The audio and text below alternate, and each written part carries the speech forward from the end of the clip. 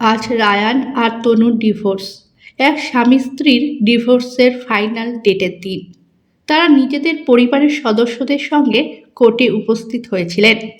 জজ সাহেব নিজের চেয়ারে বসেছিলেন। তিনি রায়ানকে জিজ্ঞাসা করলেন, রায়ান, তুমি কি ডিভোর্স দিতে রাজি আছো? তখন রায়ান জজ সাহেবকে বলতে লাগলো, হ্যাঁ জজ সাহেব, আমি ডিভোর্স দিতে রাজি আছি। এরপর জজ সাহেব তনুকে জিজ্ঞাসা করলেন, তনু, তুমি কি ডিভোর্স দিতে রাজি আছো? তখন তনু জজ সাহেবকে বলতে লাগলো, জজ সাহেব, ডিভোর্স দিতে তো রাজি আছি, কিন্তু তার আগে আপনার কাছে একটা অনুরোধ রয়েছে। আপনি দয়া করে আমার কথাটি শুনুন। তখন জজ সাহেব তনুকে বললেন, তনু, কি অনুরোধ রয়েছে তোমার? তুমি বলতে পারো। তখন তনু বলল, জজ সাহেব, ডিভোর্স নেওয়ার আগে আমি আমার স্বামীর সঙ্গে একটা রাত কাটাতে চাই। তনুর মুখে এই কথা শুনে জজ সাহেব প্রচণ্ড রেগে গেলেন। তিনি তনুকে বলতে লাগলেন, 5 বছর ধরে তোমাদের ডিভোর্স কেস কোর্টে চলছে, আর তোমাকে কিছুদিন আগে 6 মাসের নোটিশ দিয়েছিলাম। তারপর তোমার এখন সময় চাই। তোমাকে যখন 6 মাসের নোটিশ দিয়েছিলাম তখন তুমি কেন এসব নিয়ে চিন্তা করনি? দেখো তনু, 6 মাস আগে আমি তোমাকে বলেছিলাম, যদি তুমি এই সময়ের মধ্যে কোনো সিদ্ধান্ত না নিতে পারো তবে নেক্সট ডে আমি সিদ্ধান্ত নেব। সেই সিদ্ধান্ত তোমাদের মানতে হবে। জজ সাহেব একজন সহৃদয় ব্যক্তি ছিলেন। তিনি স্বামী স্ত্রীর হৃদয়ের ভাবনা বুঝতে পারলেন।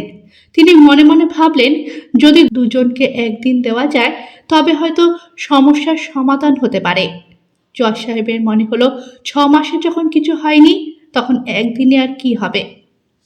তখন তনু আবার জজ সাহেবকে বলতে লাগলো, জজ সাহেব, শুধুমাত্র একটা দিন তো চাইছি। আপনি আমাকে সাহায্য করুন এবং আমাকে একদিন সময় দিন। এরপর আপনি যেমন বলবেন তেমনই করব। অগত্যা জজ সাহেব রায়ান এবং তনুকে একদিন একসঙ্গে থাকার অনুমতি দিলেন। আর জজ সাহেব তাদের এটাও বললেন, কাল সকাল 10:30 থেকে 11টার মধ্যে তোমরা দুজন কোর্টে উপস্থিত হবে।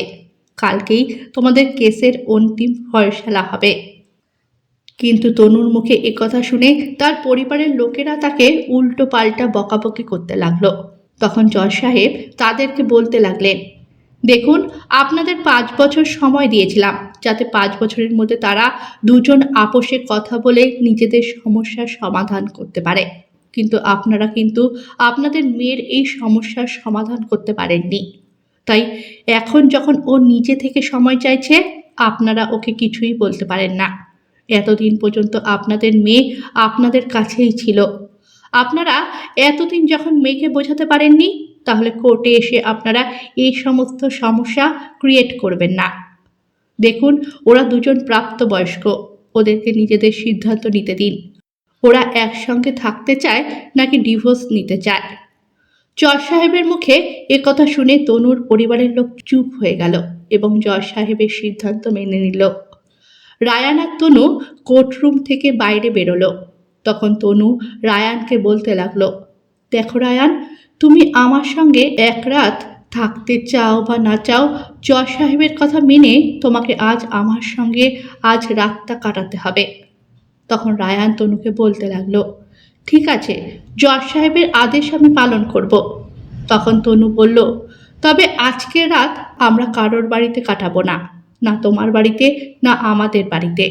আমরা দুজন একটা হোটেলে গিয়ে রাত কাটাবো। তখন তনু রায়ানকে আরও বলল, আমি তোমাকে ফোনে একটা অ্যাড্রেস বলে দেবো, সেই অ্যাড্রেসে তুমি পৌঁছে যাবে।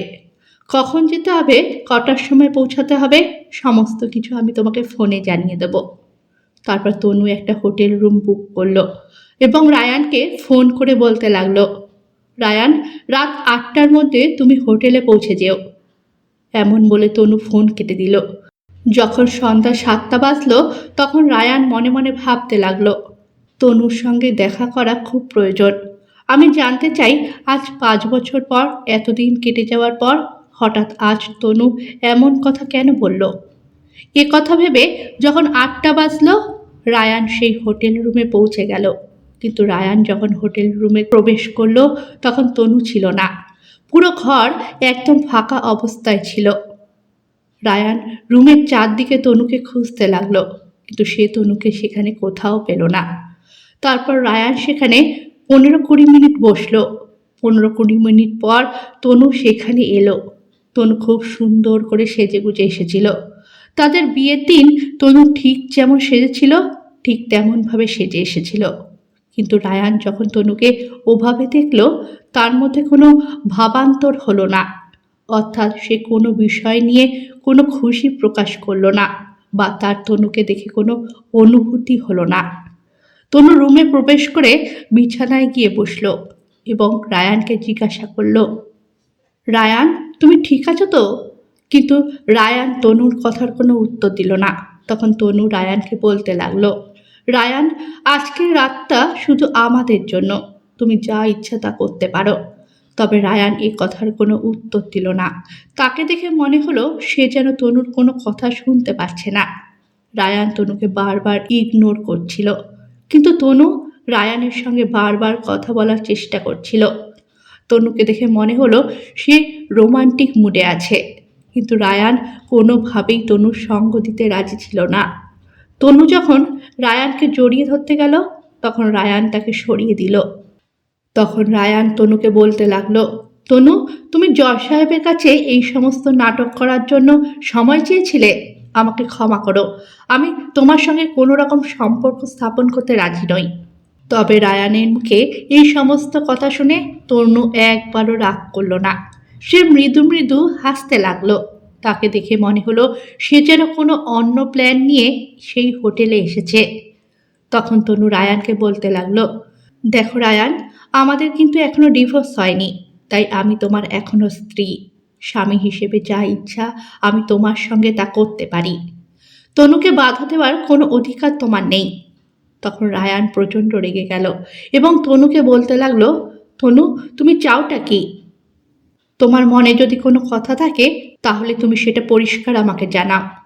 তনু তখন রায়ানকে বলতে লাগলো, রায়ান, এই 5 বছরের মধ্যে তুমি একবারও আমাদের কথা মনে করনি?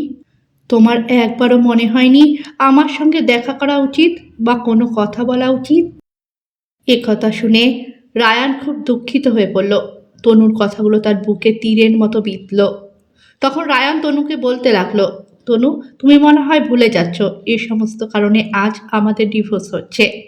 যখন তোমার সঙ্গে সম্পর্ক স্থাপনের চেষ্টা করতাম তখন তোমার সবসময় একই কথা থাকতো। তুমি সবসময় আমাকে কথা শোনাতে, বলতে সম্পর্ক স্থাপনের সময় আমি তোমাকে কত কথা বলি আর অন্য সময় তোমার সঙ্গে খারাপ ব্যবহার করি।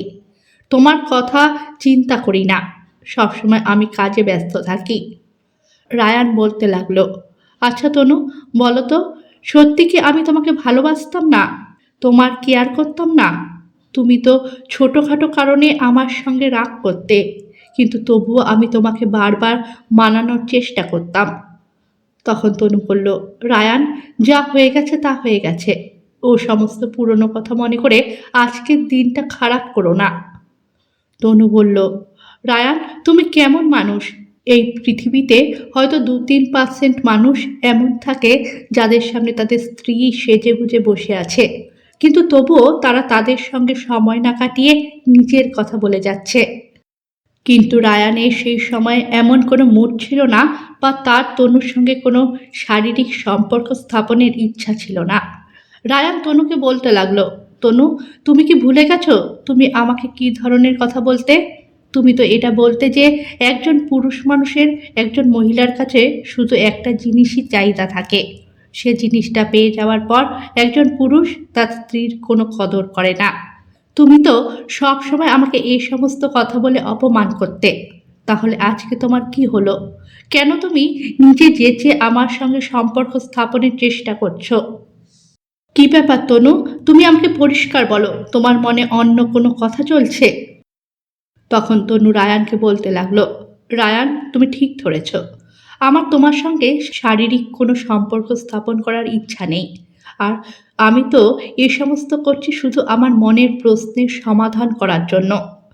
তনু রায়ানকে বলতে লাগলো, রায়ান, মনে আছে জজ সাহেব যখন আমাদের 6 মাস সময় দিয়েছিল তখন তুমি একদিন কোর্টে এসেছিলে। তখন তোমাকে দেখে মনে হলো তুমি খুব রুগ্ন, তোমাকে শারীরিকভাবে খুব অসুস্থ মনে হলো, চোখ মুখ বসে গেছে তোমার। রায়ান, তোমাকে দেখে মনে হলো তুমি যেন বাঁচতে চাইছো না। আমি জানতে চাই তোমার এই অবস্থার কারণ কি? যখন আমরা বিয়ে করেছিলাম তখন তোমার শরীর তো কত সুস্থ ছিল, কিন্তু এখন কেন তোমাকে দেখে এত রুগ্ন মনে হয়, এত অসুস্থ মনে হয়? তোমাকে দেখে মনে হয় তোমার জীবনে কোনো খুশি নেই, কোনো আনন্দ নেই। আমি তোমার কাছে একটা জিনিসই জানতে চাই, তুমি কেন এতটা পরিবর্তন হয়ে গেলে? যতক্ষণে তুমি আমার প্রশ্নের উত্তর না দেবে ততক্ষণ আমি তোমাকে ডিভোর্স দেব না। তখন রায়ান তনুকে বলতে লাগলো, তনু, তুমি আমাকে ডিভোর্স দাও বা না দাও, এমনিতেই 4-5 মাস পর আমি তোমাকে ছেড়ে চলে যাব। এই জীবনে আমি আর ফিরবো না। আমি আর তোমার জীবনে আসতে চাই না। আমাকে ছেড়ে চলে যেতে হবে।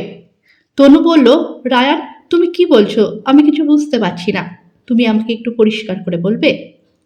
তনু আরও বলল, দেখো রায়ান, তুমি যদি আমাকে সত্যিকারের ভালোবাসো অথবা জীবনে যদি কোনোদিন আমাকে নিজের মনে করে থাকো, তাহলে তুমি আমার প্রশ্নের উত্তর দাও। তনুর মুখ থেকে এই সমস্ত কথা শুনে রায়ান প্রচণ্ড ভেঙে পড়ল। তার চোখ থেকে জল ঝরতে লাগলো। রায়ান তনুকে বলতে লাগলো, তনু, এর আগের বার যখন কোর্টে আমাদের দেখা হয়েছিল তার কয়েকদিন পর থেকে আমার হঠাৎ সারা শরীরে প্রচণ্ড যন্ত্রণা করতে লাগলো। সারা শরীর বিষের মতন ব্যথা হয়ে গেল। আমি যখন ডাক্তারের কাছে গেলাম, ডাক্তার আমাকে রক্ত পরীক্ষা করতে দিল। আর সেই রক্ত পরীক্ষার রিপোর্টে বেরোলো যে আমার ব্লাড ক্যান্সার হয়েছে। ডাক্তার আমাকে জানিয়ে দিল হয়তো 5-6 মাসের বেশি আমি আর বেঁচে থাকবো না। যদি আমার কাছে কোনো সন্তান থাকতো তাহলে হয়তো আমি এই মারণ ব্যাধির সঙ্গে লড়াই করার চেষ্টা করতাম, কিন্তু আমার তো কেউই নেই। তাহলে আমি বেঁচে থেকে কি করব? আমি আর লড়াই করতে চাই না। তাই যা হবার তাই হোক। ডাক্তার তো অনেকবার বলেছিল যাতে তাড়াতাড়ি ট্রিটমেন্ট শুরু করি, কিন্তু আমার এই সমস্ত কিছু করার ইচ্ছা নেই। আমার বেঁচে থাকার কোনো ইচ্ছা নেই। তনু যখন শুনল রায়ানের ব্লাড ক্যান্সার হয়েছে, তা শোনার পর তনুর যেন পায়ের তলা থেকে মাটি সরে গেল। সে প্রচণ্ড চিন্তিত হয়ে পড়ল। তনু ভাবতে লাগলো আজকে তার স্বামী অনেক একা হয়ে গেছে এবং সে মৃত্যুর সঙ্গে লড়াই করছে। তনু বারবার নিজেকে দোষারোপ করতে লাগলো। সে ভাবলো আজকে হয়তো তার জন্যই রায়ানের এই অবস্থা হয়েছে। যদি সে রায়ানকে না ছেড়ে আসতো তাহলে হয়তো রায়ানের জীবনে এই পরিণতি আসতো না। তনু প্রচণ্ড পরিমাণে অনুতপ্ত হতে লাগলো। তাকে দেখে মনে হলো সে যেন রায়ানকে আর ছেড়ে কোনো দিন কোথাও যেতে চায় না। তনু রায়ানকে জড়িয়ে ধরল এবং তাকে ধরে হাউ হাউ করে কাঁদতে লাগলো।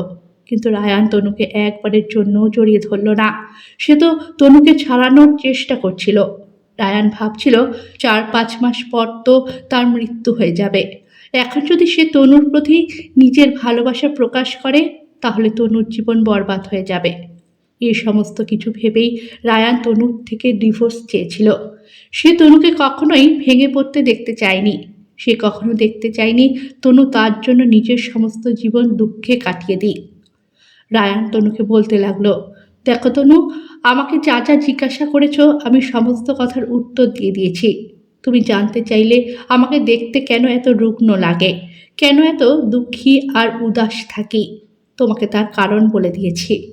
এখন কি আমি এখান থেকে যেতে পারি? তখন তনু বলল, না রায়ান, তুমি এখন এখান থেকে কোথাও যেতে পারবে না। সকাল 8টার আগে তুমি এখান থেকে বেরোতে পারবে না। এটা আমার নয়, এটা জজ সাহেবের নির্দেশ। আমরা এখান থেকে সোজা কোর্টে যাব নিজেদের স্টেটমেন্ট দেওয়ার জন্য।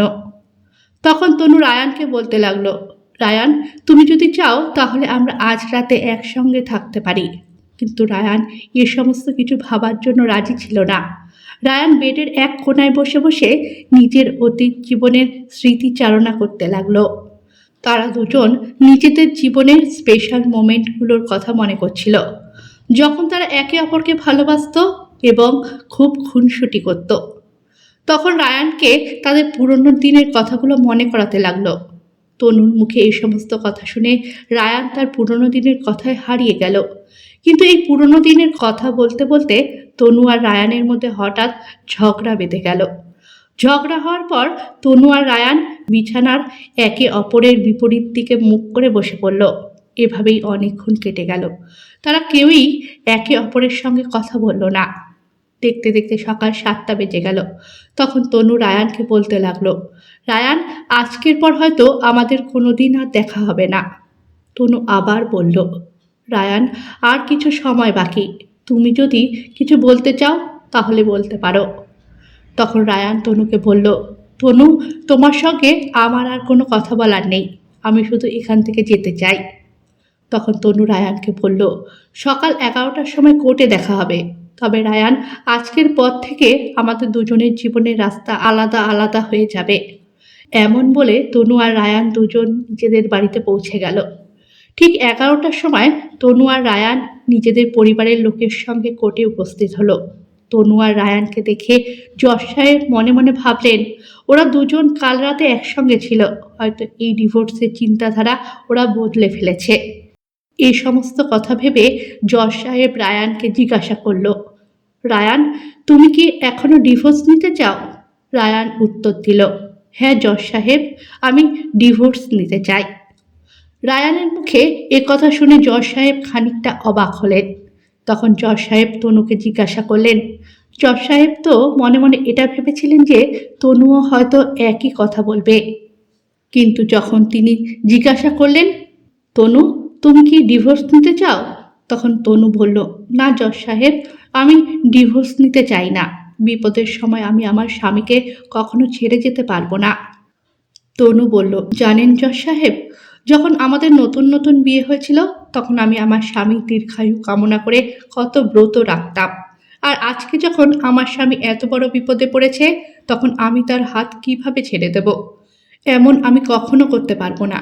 আমাদের মধ্যে যা হয়ে গেছে তা হয়ে গেছে, কিন্তু এখন যখন আমি জেনে গেছি আমার স্বামী অসুস্থ এবং এই মুহূর্তে আমার তাকে সব থেকে বেশি প্রয়োজন, তখন আমি তাকে ছেড়ে যেতে পারবো না। তখন জজ সাহেব তনুকে জিজ্ঞাসা করলেন, তনু, এমন কি হয়েছে তোমার স্বামীর যে তুমি তোমার জীবনের এত বড় একটা সিদ্ধান্ত বদলে ফেললে?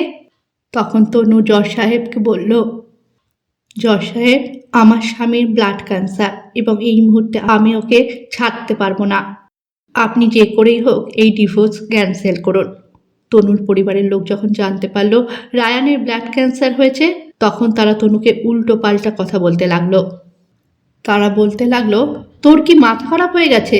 কিছুদিন পর তো এই মানুষটি মারাই যাবে, আর এমন মানুষের সঙ্গে তুই তোর জীবন কাটানোর কথা ভাবছিস? তুই তো তোর সমস্ত জীবন নিজের হাতে নিজে বরবাদ করতে চাইছিস।